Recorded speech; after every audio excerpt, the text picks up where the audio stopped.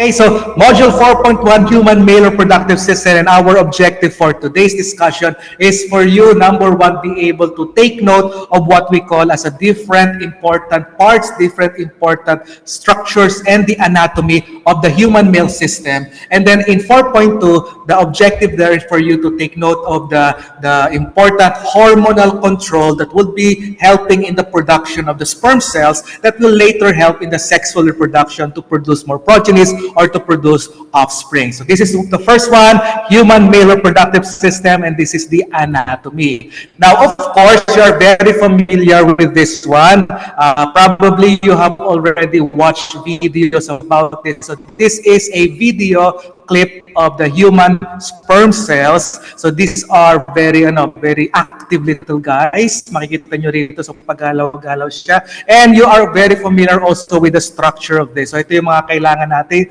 pag-aralan dito. And as of now, it is impossible to produce what we call as a human being without the presence of the sperm cell and without the presence of the egg cell. So that's why we will be dealing with this and talk about the different structures. Kasi sometimes infertility will happen if there will be problem not only in the structures of the sperm cell itself, there will be infertility resulting if there will be problems with the structures of the human male reproductive system themselves. Kaya usually, yung mga pumupunta sa doctor na sabihin ng couple, hindi kami magkaanak, itetest, una muna dyan, itetesting muna dyan, so both for the male and the female, kung how fertile they are. So the doctors will be taking note or will be studying or will do some laboratory tests para malaman yung sperm count, and then para malaman din yung yung viability din ng egg cell in the female. So these are very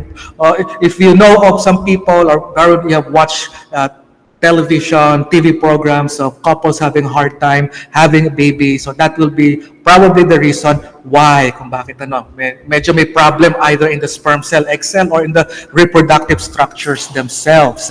Different things we have to take note of. So this is the sperm cell, as you can see, wiggling around. Very important siya. And the power siguro, or the activity, the activeness of the sperm cell is very important so that it will be able to reach eventually the egg cell inside of the female reproductive system so that their fertilization will happen and a baby will result from that. Okay? So, ang kailangan natin malaman, ano nga ba ang parts ng sperm cell? Structure of a sperm. It is a microscopic structure composed of a head, neck, a middle piece, and a tail. A plasma membrane envelopes the whole body of sperm. The sperm head contains an elongated haploid nucleus, the anterior portion of which is covered by a cap-like structure called acrosome. The acrosome is filled with enzymes that help fertilization of ovum. The middle piece possesses numerous mitochondria which produce energy for the movement of tail that facilitates sperm motility, essential for fertilization. The human male ejaculates 200 to 300 million sperms during coitus. 60% must have normal shape and 40% show vigorous motility. Ayan. Okay, so very interesting yung information doon that in order to produce a pregnancy, 200 to 300 million sperm in the process of sexual reproduction is necessary. So ibig sabihin yan, if there is actually a threshold na if you go below a certain number, a certain thousands number of sperm cells, then that male will be considered as infertile. So, ibig sabihin talaga kailangan marami. So, how many sperm cells are needed to fertilize the egg cell? Can you write in the chat box? Okay. Yung egg cell lang, in order to fertilize, how many egg cells are needed? How many sperm cells? Just one. So, imagine 200 to 300 million and then it's reduced to only just one. So, that's how actually special every person are. That's actually how special you are. Because out of the 200 to 300 million sperms that could possibly have made you, only one. Every person, every one of us is a unique individual because tayo ay nag-iisa lamang kasi isang sperm siya out of the 200 to 300 million. Okay? So, I hope you appreciate that. So, pakisabi sa inyong katabi daw. Pakisabi sa chat, ilagay niyo sa chat natin, I am special. Okay, sige nga, pakitype nga yan. Ako rin, makikitype na rin ako, I am special. Yeah, so special tayo. Special tayo. No? So, and that's the reason why, studying about reproductive system is actually very interesting. Okay, let's continue on.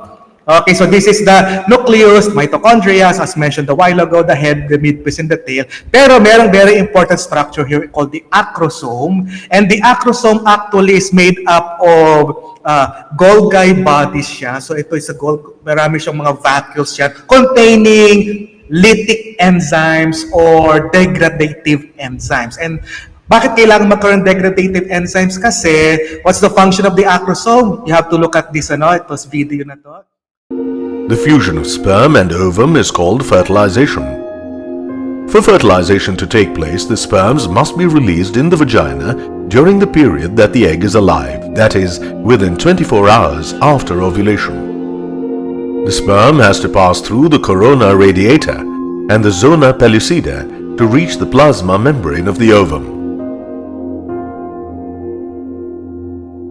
When it reaches the zona pellucida, the acrosome releases its contents of lytic enzymes. These enzymes dissolve the zona pellucida.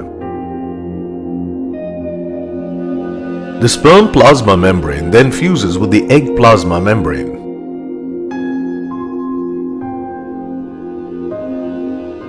Yeah, and now you know why it is very important that the acrosome is present.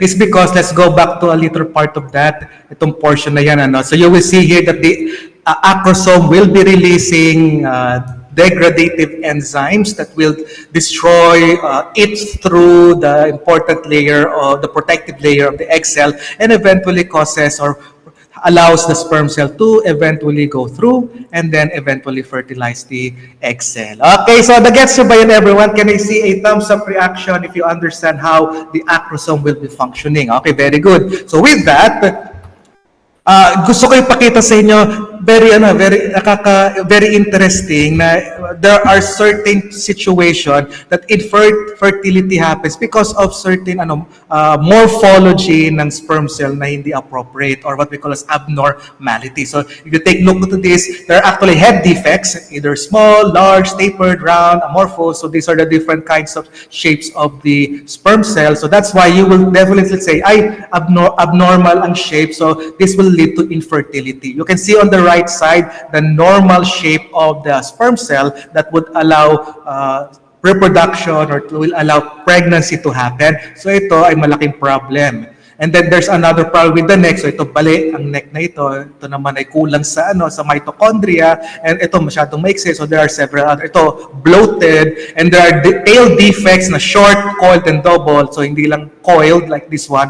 Hindi lang short like this one. Ito double, dumoble, dalawa. So there will really be a problem. Ito bent na naman. And there are cytoplasmic droplet or exual residual cytoplasm. So ito, yung bloated na yan, merong sobra-sobrang cytoplasm hindi natanggal. Also in this end of the tail. So that is why it's some doctors would be telling us that getting pregnant or having a pregnancy or having a child is actually it's actually difficult.